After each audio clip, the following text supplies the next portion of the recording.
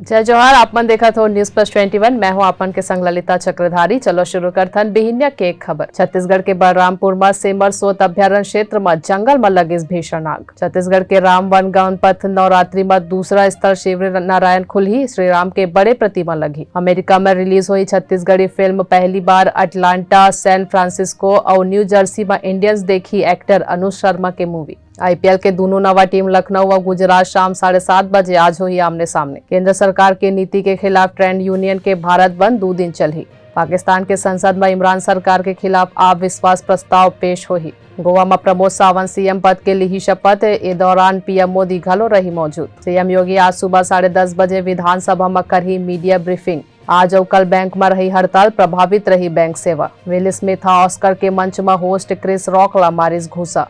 ऐसा नहीं जानकारी ले लगातार अपडेट रहे बर हमारे चैनल ला लाइक और सब्सक्राइब करना जान भूलू और नोटिफिकेशन पर बेल आइकन ला घलो दबाओ। देखत रहो न्यूज़ प्लस 21 आप मन के हक की बात।